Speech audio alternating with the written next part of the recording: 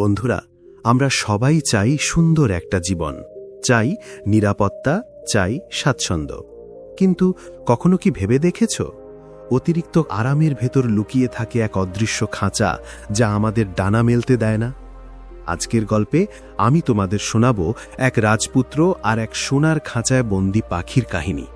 গল্পটা তোমাদের মনে করিয়ে দেবে জীবন কেবল বেঁচে থাকা নয়, বরং স্বাধীনতার সাথে নিজের স্বপ্ন পূরণের নামই আসল জীবন।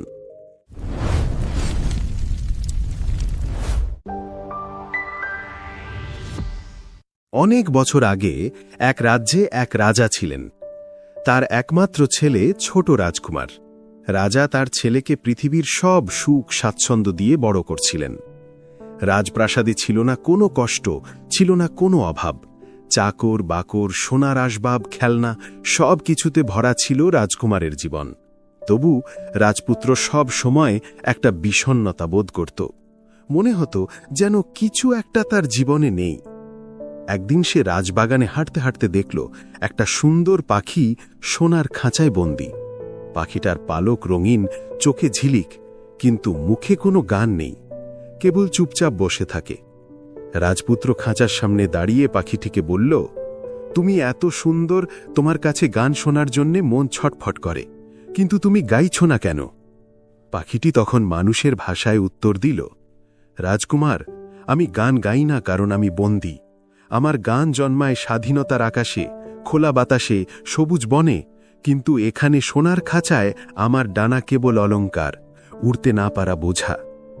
রাজপুত্র হেসে বলল, কিন্তু এই খাঁচা তো সোনার। তোমাকে খাবার, পানি, নিরাপত্তা সবই দেওয়া হয়। বাইরে হয়তো ঝড়ঝাপটা আছে, কিন্তু এখানে তুমি নিরাপদ।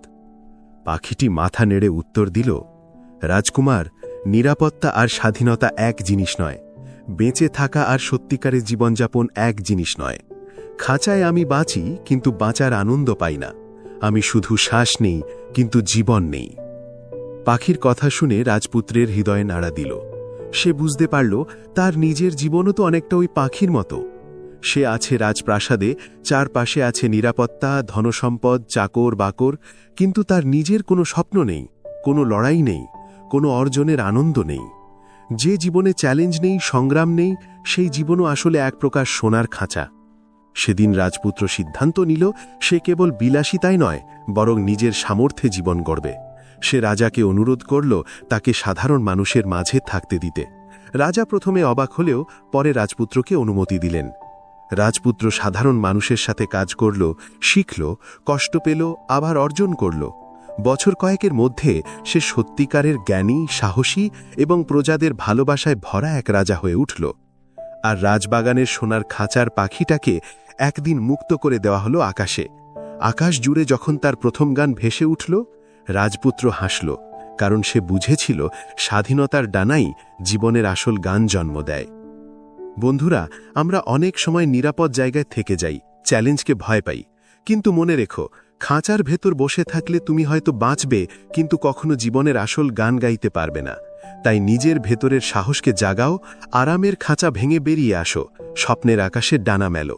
কারণ আসল জীবন শুরু হয় তখনই যখন তুমি নিজের স্বাধীনতায় ভর করে স্বপ্ন পূরণের পথে হাঁটতে শেখো। এই গল্পটি যদি আপনার মনে হয় আরও মানুষের কাছে পৌঁছানো উচিত, তাহলে ভিডিওটি লাইক ও শেয়ার করতে ভুলবেন না।